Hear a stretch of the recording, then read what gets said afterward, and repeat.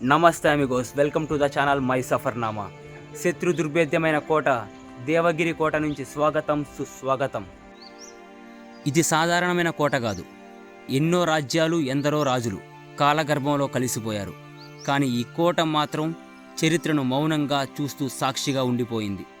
యాదవుల మహాసామ్రాజ్యానికి ఈ దేవగిరి కోట రాజధాని. ఆ తర్వాత ఢిల్లీ సుల్తాన్ల దండయాత్రల లక్ష్యం. దేవగిరి అంటే ధైర్యానికి, శౌర్యానికి ప్రతీక. ఈ రాళ్ళల్లో నిక్షిప్తమై ఉంది యుగాల చరిత్ర. రాజపుత్రుల రక్తం, యోధుల గర్జన, శత్రువుల భయం. ఇది కేవలం కోట కాదు, ఇది ఒక శౌర్యగాథ. దీని పేరే చినీ మహల్. ఇది యాక్చువల్గా 2 అంతస్తుల బిల్డింగు. ప్రెజెంట్ వచ్చి 1 అంతస్తే కనిపిస్తూ ఉంది. ఇది వచ్చి ఆ రోజుల్లో మొఘల్స్ కట్టించిన కట్టడం. మనకి ఈ ఆర్కిటెక్చర్ని చూడంగానే అర్థమైపోతూ ఉంటుంది. ఈ షేప్స్ కానీ,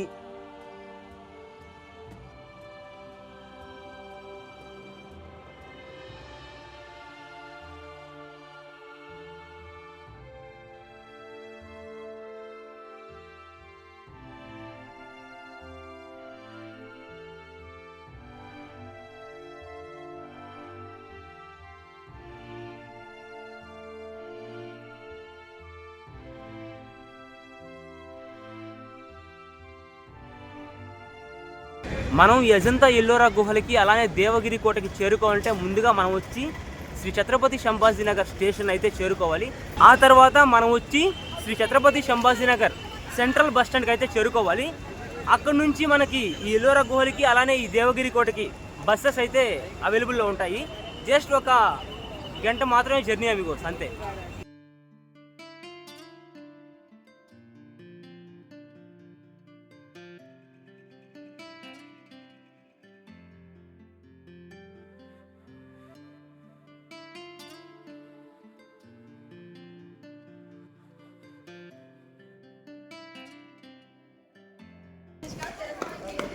మనము టికెట్ తీసుకొని కొంచెం లోపలికైతే వచ్చాము.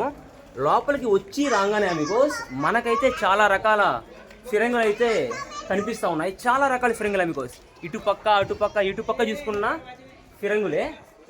ఆ రోజుల్లో ఉపయోగించిన ఫిరంగులు ఇవన్నీ. మనం చూసుకుంటే మన చుట్టూ ఫిరంగులే ఉన్నాయి. ఇక్కడ చూసుకుంటే కోట గోడలు.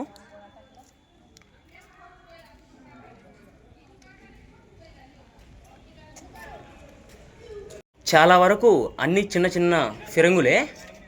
1-2 మాత్రం పెద్ద ఫిరంగులు అయితే ఉన్నాయి. మనకు కనిపిస్తున్న అతి పెద్ద ఫిరంగి ఇదేనండి. మొత్తం ఇనుముతోనే చేస్తుంది. అది వచ్చి కోట అండి.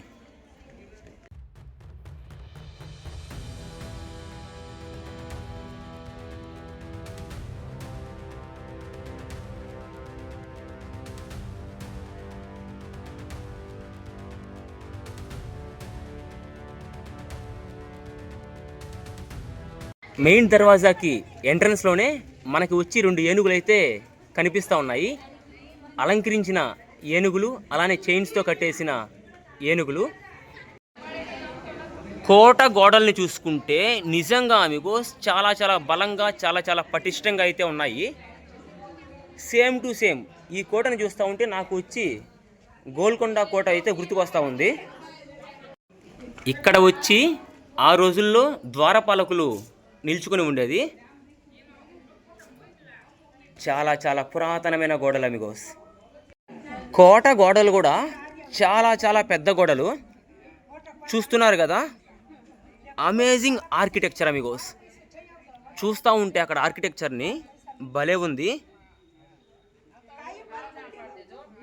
మనం జస్ట్ కొంచెం అయితే లోపలికి వచ్చాం. మనకి రైట్ సైడ్లో చూసుకుంటే సరస్వతి వెళ్ళంట అమిగోస్. వెళ్దాం, వెళ్ళి చూద్దాం ఇప్పుడు ఆ సరస్వతి వెల్ ఎలా ఉందో.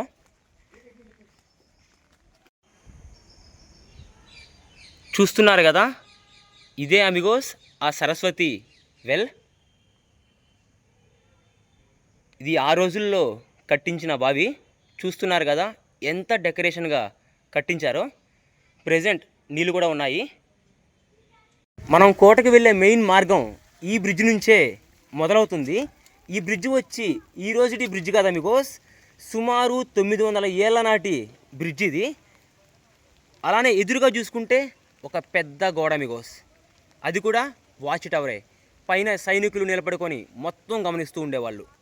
అలానే మెయిన్ థింగ్ ఏంటో తెలుసా, ఈ కింద చూసుకుంటే ఇలాంటి నీళ్ళు అయితే ఉన్నాయి మనకి ఇక్కడ. మనం తలుపులు చూసుకుంటే పెద్ద పెద్ద ఐరన్ స్పైక్స్ అయితే ఉన్నాయి. ఈ ఐరన్ స్పైక్స్ ప్రతి తలుపుకి కనిపిస్తున్నాయి.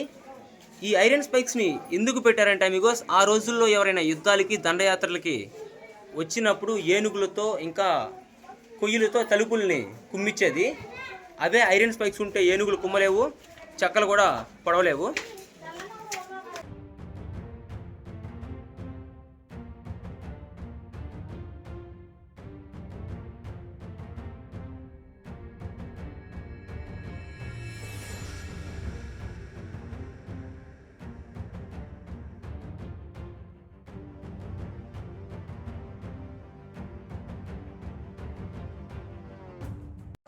చూస్తున్నారు కదా అమిగోస్, మన ఎదురుగా ఉండే మాతే భారత్ మాత. భారత్ మాతా కీ జై. భారత్ మాత టెంపుల్ పైన ఒక ఆకారాన్ని చూస్తున్నారు కదా, డోమ్ ఆకారం. ఆ డోమ్ ఆకారం ఎలా వచ్చిందంటే, యాదవ రాజుల పతనాంతరం ఈ కోట వచ్చి అనేక మంది సుల్తాన్స్ చేతుల్లోకి అయితే వెళ్ళింది. ఇంకా వాళ్ళ చేతుల్లోకి వెళ్తే ఇంకా వాళ్ళ ఇష్టం వచ్చిన ఆకారాలు అయితే పెట్టుకుంటారు. నిజంగా చాలా చాలా పెద్ద కోట అమిగోస్. ఈ స్తంభాలన్నీ ఆ రోజుల్లో దండయాత్రలో ధ్వంసమైన స్తంభాలు. చూస్తున్నారు కదా అమిగోస్, ప్రెజెంట్ మనం వచ్చి భారత్ మాత టెంపుల్ దగ్గర అయితే ఉన్నాము. ఎన్ని స్తంభాలు అమిగోస్, టెంపుల్లో అన్ని స్తంభాలే, చాలా చాలా స్తంభాలు. మన ఎదురుగా కనిపిస్తున్నా దాని పేరే చాంద్ మినార్. దాని హైట్ వచ్చి 30 మీటర్లు, సుమారు 100 అడుగులు. దాన్ని ఎవరు కట్టించారంటే అలావుద్దీన్ బహ్మనీ అయితే కట్టించాడు. గుజరాత్ మీదకు దండయాత్రకైతే వెళ్తాడు. ఆ దండయాత్ర విజయవంతంగా అవుతుంది. తిరిగి ఇక్కడికి వచ్చినప్పుడు అలావుద్దీన్ బహ్మనీ తన విజయానికి చిహ్నంగా అయితే ఈ చాంద్ మినార్ని అయితే నిర్మిస్తాడు. ఇది అమిగోస్ ఆ చాంద్ మినార్ యొక్క చరిత్ర. అన్నట్టు ఈ చాంద్ మినార్ని దేని ఇన్స్పిరేషన్గా కట్టారంటే కుతుబ్ మినార్ని ఇన్స్పిరేషన్గా తీసుకొని అయితే కట్టారు. అసలు ఈ కోట యొక్క చరిత్ర ఏంటంటే, ఈ కోటని 12వ శతాబ్దం చివరిలో అయితే యాదవ్ రాజు అయితే కట్టించారు. ఆ తరువాత ఈ కోటని చాలామంది యాదవ్ రాజులు అయితే పరిపాలిస్తారు. ఆ తర్వాత amigos in the year 1293 or 1296 Alauddin Khilji amigos, Alauddin Khilji ఈ కోట మీదకి దండయాత్ర చేసినప్పుడు ఈ కోటని పరిపాలిస్తున్న రాజు వచ్చి రామచంద్రదేవ ఓడించేసి మొత్తం ఈ కోటలో ఉన్న సంపదనంతా లూట్ చేసుకొని ఢిల్లీకి అయితే వెళ్ళిపోతాడు అమిగోస్. గుర్తుపెట్టుకోండి, అలావుద్దీన్ ఖిల్జీ అప్పుడు సుల్తాన్ కాదు. అప్పుడు సుల్తాన్ వచ్చి ఢిల్లీలో జలాలుద్దీన్ ఖిల్జీ. ఈయన ఎవరంటే అలావుద్దీన్ ఖిల్జీ యొక్క మామ. అప్పుడు అలావుద్దీన్ ఖిల్జీ వచ్చి జనరల్ ఈ కోట గురించి ఈ సంపద గురించి విన్న అలావుద్దీన్ ఖిల్జీ సుల్తాన్ జలాలుద్దీన్ తన మామకు చెప్పకుండానే ఈ కోట మీద దండయాత్ర చేస్తాడు. ఈ కోటలో ఉన్న సంపదనంతా లూట్ చేసుకొని తిరిగి ఢిల్లీకి అయితే వెళ్ళిపోతాడు. ఢిల్లీకి వెళ్ళిపోయిన తర్వాత మీకు అలావుద్దీన్ ఖిల్జీ అయితే వాళ్ళ మామ జలాలుద్దీన్ కలవడానికి వెళ్ళినప్పుడు అలావుద్దీన్ ఖిల్జీ ఏం చేస్తాడంటే సుల్తాన్ అయితే హత్య చేసేసి నెక్స్ట్ ఖిల్జీ నెక్స్ట్ సుల్తాన్ అయితే అయిపోతాడు అమిగోస్. కోటలోనికి ఎవరైనా చొరబడి రావాలంటే ముందుగా ఈ నీళ్ళనైతే దాటుకోవాల్సి ఉంటుంది. నీళ్ళంటే ఇప్పుడు నార్మల్గానే ఉన్నాయి, కానీ ఆ రోజుల్లో ఈ నీళ్ళల్లో ముసళ్ళు పాములు అయితే ఉండేది. శత్రు దుర్భేద్యమైన కోట అమిగోస్ ఇది. చూస్తున్నారు కదా ఎంత బలమైన పటిష్టమైన గోడలో.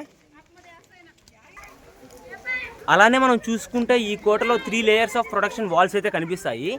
ప్రతి లేయర్ ఆఫ్ వాల్ దగ్గర మనం చూసుకుంటే వాచ్ టవర్ అయితే కనిపిస్తుంది. మనం వెనకాల చూస్తున్నారు కదా, అది కూడా ఒక వాచ్ టవరే. అంటే సైనికులు అక్కడ నిలబడుకొని మొత్తం గమనిస్తూ ఉండేది అమిగోస్ ఈ కోటలో ఏమేమి జరుగుతుందని చెప్పి. కోట ఎక్కడం మొదలు పెట్టానో లేదో వర్షం కూడా స్టార్ట్ అయిపోయింది.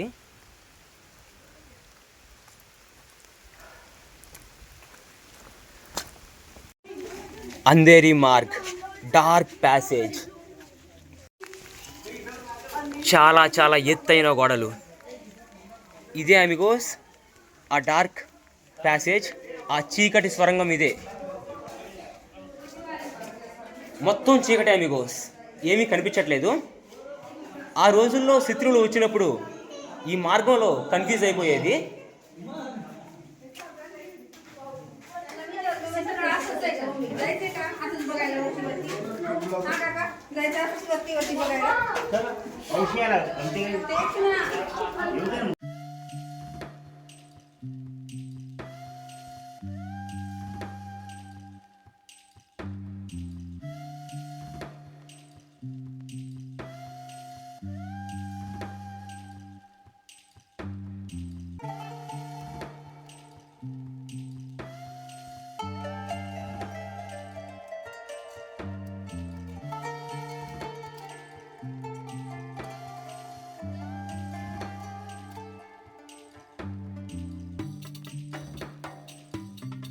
ఇదిగోండి మరొక చీకటి సొరంగం.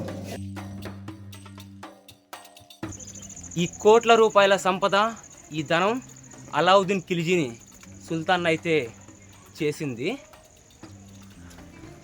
ఆ తర్వాత ఏం జరుగుతుందంటే రామచంద్రదేవ ట్యాక్సెస్ని కట్టడం అయితే ఆపేస్తారు. ఆ తర్వాత మిగోస్ ఏం జరుగుతుందంటే అలావుద్దీన్ ఖిల్జీ తన గవర్నర్ అయిన మాలిక్ కఫూర్ని అయితే పంపిస్తాడు మిగోస్ మళ్ళీ ఈ కోట మీదకు దండయాత్ర చేయడానికి. అప్పుడు వచ్చి మళ్ళా రామచంద్రదేవ అయితే ఓడిపోతాడు. ఈసారి మాత్రం కంప్లీట్గా సామంతరాజుగా అయితే మారిపోతాడు. కంప్లీట్గా ఈ కోట వచ్చి ఈసారి ఢిల్లీ సుల్తాన్స్ చేతుల్లోకి అయితే వెళ్ళిపోతుంది. మనం మొత్తానికి కోట మీదకైతే చేరిపోయాము. అమిగోస్ మనం కోట మీదకి చేరిపోయిన తర్వాత మనం చూసుకుంటే మనకి మొత్తం కంప్లీట్గా ఇస్లామిక్ ఆర్కిటెక్చరే కనిపిస్తూ ఉంది. ఎందుకంటే అమిగోస్ వాళ్ళు ఈ కోటని ధ్వంసం చేసేసిన తర్వాత వాళ్ళ కోటగా అయితే మార్చుకున్నారు.